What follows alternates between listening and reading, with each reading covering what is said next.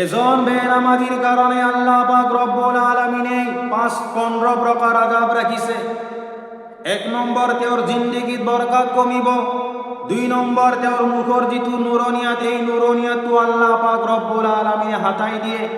3 নম্বর তেওর আমাল নামা যিমানখিনি নেক কাম আইছিলে, ভাল কাম আইছিলে, সেইখিনির উপর আল্লাহ পাক রব্বুল আলামিনে মুছি দিয়ে। 4 নম্বর বেনামাজি যদি আল্লাহ পাক রব্বুল আলামিনের দরবারত দোয়া করে, এই দোয়াও আল্লাহ পাক রব্বুল আলামিনের দরবারত কবুল নহয়।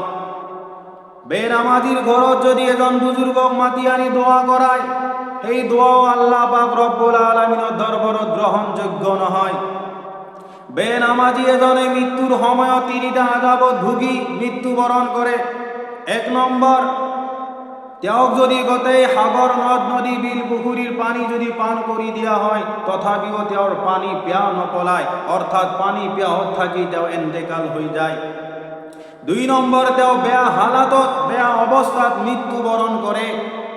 শিয়র বাহর করিব, নাইবা সর্বশরীৰত কাপড় নাথাকিব, পেশাব পায়খানা বাহির হয়ে যাব, এনেকুৱা হালাতত বেনামাজি কি করে মৃত্যুবরণ করে। 3 নম্বর, ভোকত থাকি তেও দুনিয়ার বুকুর পরাই বিদায় মাগে। বেনামাজি এজনক যদি কবরত রাখা হয়, কবরত বেনামাজিক রখার লগে লগে কবর বেনামাজির কারণে কি হয়ে যায়, ঠেক হয়ে যায়, সরু হয়ে যায়। আর পশ্চিমর কামিহার পূব ফালে গুছি যায়, পূবর কামিহার পশ্চিমে গুছি যায়। এনেকুৱা শাস্তি দিয়ে। বেনামাজির কারণে কবর জুই হয়, বেনামাজির কারণে কবরত জুই লগাই দিয়া হয়। আর বেনামাজির কারণে কবরত আল্লাহ পাক রব্বুল আলামিনে এটা সাপ নির্দিষ্ট করে দিয়ে, যিটো সাপর ন হয়েছে লোহার আর চকু হয়েছে জুই। ই ফজর পৰা জহুরলৈকে, জহুর পৰা আসরলৈকে, আসর পৰা মগরিবলৈকে, মগরিবর পৰা ইশালৈকে, ইশার পৰা আকৌ ফজরলৈকে এনেকৈ আযাব দিয়ে থাকিব। কারণ হি আল্লাহর হুকুম নষ্ট করিছে। আর সেই সাপে কই দিয়ে আল্লাহে মোক তোমার কারণে নির্দিষ্ট করে দিছে। বেনামাজি যেতিয়া কবর পৰা বাহির হয়, বেনামাজির উপরত আল্লাহ পাক রব্বুল আলামিনে কি করে, বেনামাজির উপরত আল্লাহ পাক রব্বুল আলামিনে ক্ষম করে। বেনামাজিক দেখি আল্লাহ পাক রব্বুল আলামিনে ক্ষমত থাকে। আর আল্লাহ পাক রব্বুল আলামিনে বেনামাজির হিসাব সখ্তিতকৈ সখ্তি হিসাব লয়। আর বেনামাজিক আল্লাহ পাক রব্বুল আলামিনে কি করে, জাহান্নামত নিক্ষেপ করে। মোর ভাই সকল, মোর বন্ধু সকল, মোর মুসলমান মা ভনী সকল, নামাজ আদায় করক। নামাজ আল্লাহ পাক রব্বুল আলামিনের তরফর পরাই দিয়া তা তোফা হয়। এই নামাজ যিজন ব্যক্তিয়ে 5 ওয়াক্তর নামাজ ভালদরে কায়েম করিব, আল্লাহ পাক রব্বুল আলামিনে সেইজন ব্যক্তির আমাল নামাত 50 ওয়াক্তর নামাজ পড়ার সমান সব লিখি দিয়ে। আমার আল্লাহর নবী সাল্লাল্লাহু আলাইহি ওয়াসাল্লামে কয়, নামাজ হইছে কবরর নূর, নামাজ হইছে ইমানর দলিল, ইমানর দলিল প্রমাণ হয়। আর নামাজ হইছে কাল কিয়ামতর মাথুর নাজাতর জরিয়া হয়। আজি আপনি মই মুসলমান হয়ে নামাজের কোনো খেয়াল নাই।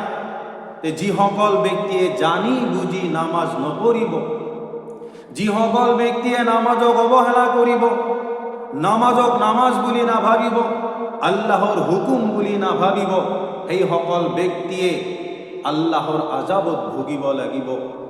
মোর ভাই সকল, মোর বন্ধু সকল, আল্লাহ পাক রব্বুল আলামিনের এহেম হুকুম বুলি আপনি মই যাতে পাবন্দি করু। আল্লাহর হুকুম নামাজ আমি যাতে আল্লাহক 5 ওয়াক্তর নামাজত সময় দিব পারো, সকলে কক ইনশাআল্লাহ। আর আল্লাহ পাক রব্বুল আলামিনে তেতিয়াহে আপনার মোর উপরত কি হব, রাজি হব। সাহাবা সকলের মাজত কেতিয়াবা যদি আপদ বিপদ আহিছিলে, লগে লগে নামাজ পড়িছিলে। নামাজ পড়ি আল্লাহ পাক রব্বুল আলামিনের দরবার দোয়া করিছিলে, লগে লগে আল্লাহ পাক রব্বুল আলামিনে কি করিছিলে, সেইবোৰ পেরেশান অভাব অনাটন দূর করে দিছিলে। সাহাবা অকল ভাই কি আছিলে, ফরিস্তা নাছিলে, মানুষ আছিলে আমার নিচিনা। আমি নবীজির উম্মত হয়, আমার দামি নবী, দামি উম্মত হয় আমি। তো আমি যদি আল্লাহ পাক রব্বুল আলামিনের দরবারত যদি নামাজ যদি পড়ু, আল্লাহ পাক রব্বুল আলামিনের দরবারত যদি আমি খুঁজু, নিশ্চয় আল্লাহ পাক রব্বুল আলামিন আমাকে দিব। কিন্তু আমি মুসলমান হই, ইমানদার হই, কলিমা পড়নেওয়ালা হই, নামাজের পরে গাফিল আছো, যার কারণে আজি পেরেশান হয়ে আছো মুসলমান। আল্লাহ দরবারত খুঁজা, আল্লাহ দরবারত পাও, আল্লাহে দেনেওয়ালা মালিক হয়।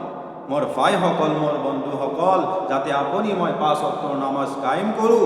এনেকুৱা হৈ যদি আপুনি মই নামাজ এৰি দিওঁ, তেতিয়াহ'লে আপুনি মই এনেকুৱা আজাবৰ সন্মুখীন হ'ব লাগিব। যাতে এনেকুৱা আজাবৰ সন্মুখীন হোৱাৰ কাৰণে আমি আল্লাহৰ হুকুম নামাজ যাতে পাবন্দি কৰোঁ, আল্লাহ পাক রব্বুল আলামিনে আপোনাক মোক 5 ওয়াক্ত নামাজ কায়েম কৰাৰ কাৰণে তৌফিক দান কৰক।